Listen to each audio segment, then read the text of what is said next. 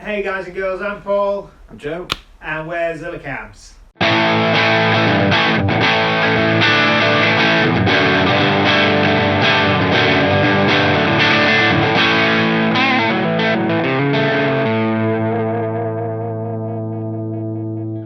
Hey, today we've got a speaker shootout with Celestion's Alnico range. They were kind enough to send us a Ruby through earlier in the week, and we thought rather than just do a video of that speaker, we'd pit it against its brothers. You got 4 speakers. A little bit of history on the Alnicos is Celestion brought the Blue out in the 50s, early 60s. It's a 15 watt speaker, so it's not massively usable in a lot of modern applications. If you've got a 212, you've only got 30 watt capability there. No one really puts them in 412s, and even if you do, it's only 60 watts, so it's not hugely useful. About, 10-12 years ago, they brought out the Gold. It's 50 watts. So a 2x12 is going to give you a 100 watt cab, which is a hell of a lot more useful.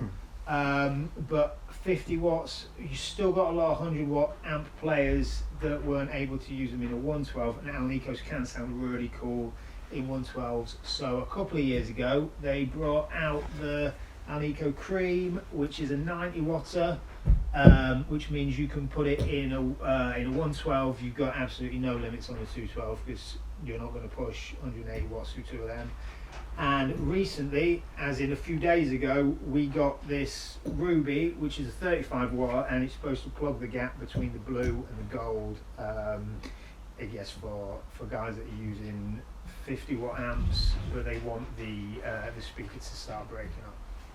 So you probably all heard about speaker breakup. It's when lower powered speakers colour the sound more. So for when we were using a pretty clean sound on the Marshall in the recording, and with the Blue, it was definitely getting a bit of not quite a clean sound out of it. Whereas, yeah, it was definitely breaking up. Yeah. Whereas with on the other end with the Cream, it was definitely way more clean. It was a clean sound. I mean, that's kind of what you'd expect, really. That's what they brought them out for. And it's similar with the normal sort of ceramic speakers as well, with like a green back.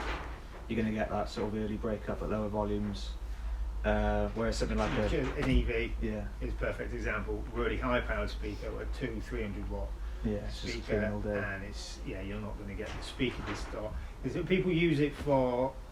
I like having a lower powered speaker to bring a bit of grit into the sound, a bit extra distortion if you're cranking your amp. I use Marshalls, so old Marshalls, and I'm just pushing them. So it's nice to have a speaker bring a bit in. Yeah, it gives some nice sort of feeling under the fingers as well sometimes, some of that early breakup. But the other way of looking at it is, you can understand people that just want the amp to be doing the distorting and that's true, and the speaker not to be colouring the sound. Yeah. So, we definitely found that in these. As the speakers themselves go, you probably all know the Blue's famous for going in Voxes. I think it also sounds great in old Marshalls when you're pushing them. I found the Ruby to be a bit warmer than the Blue. Yeah, definitely. I'm contrasting the two because that is kind of a step up in power. Bit warmer, bit more going on in the top end here. Yeah. If you've got one word to describe the Gold, what would it be? Raspy. Raspy and aggressive. Yeah. Mine would be aggressive. It's. I love it, but it definitely pokes out a bit more than the others. And the Cream, what do you reckon? That's the classiest of the bunch, I think. Yeah. I think class is the word for that. Yeah. To show what these speakers sounded like, we played them in a clean setting, then with a bit of dirt, and a bit more dirt, and then put that in a sort of songy kind of context as well. So I always think it's nice to hear how they sit with another guitar, because it gives you a bit of a better idea of what it's going to sound like in a band situation, because you'll hear they're quite different. But then I found when we put them on the back of the guitar, the same guitar, sort of using the same speaker, they all kind of did very similar things. Yeah, they did. which is good. So if I was to sum up the way some of these speakers sounded, I think the Ruby is a real warm sounding speaker in comparison to the Blue, which has a lot more top end. Yeah, definitely more top end now.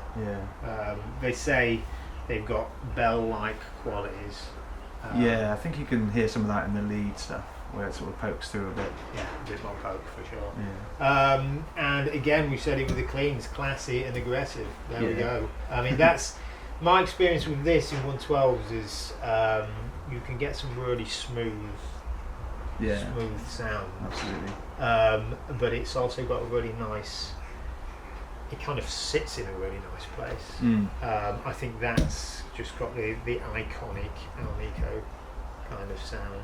Yeah. I think if you know what a Blue sounds like and you're after that, then it's just going to have to be. Yeah, I think yeah. if you're that kind of Vox, Brian May kind of thing, if you want that sound, you just can't get it any other way. Whereas a lot of the ceramics, if you can kind of cross over and stuff, but that is a lot of that is to do with the breakup, I think, as well, isn't it? I think it is. It is really quite clear. It's not that often that we actually sit down and pit them against each other, because you'd be using them for quite different things. So it's quite nice to hear out. I mean, it is obvious that it does break up pretty early, but it really is noticeable on that first video with the clean. For the cab, we've got a compact 112. We actually use this cab for a lot of demoing stuff. It's open back. It's a great sounding cab, isn't it? It's just a really cool sounding cab. Yeah. I tend to find open back. I'd say small to medium sized cabs are really good for showing the quality on speakers, especially this kind of stuff where you're going for. They've got a lot of vibe to them. A cab this size can sort of show off the different voice in the speakers without colouring them too much and adding loads of bottom end. And if the speakers are a bit weak, then it'll show up. And if you've got a closed back larger cab, you can sometimes cover it up a little bit, which isn't a great thing in this when you're putting them against each other. And you'll hear certain speakers, this one, coming out and sounding quite warm and fat, and that's kind of the trick. If you've got a smaller cab that's open back and they're still sounding warm, that's quite a good indicator of what the qualities of the speaker itself. Cool. Okay, enjoy.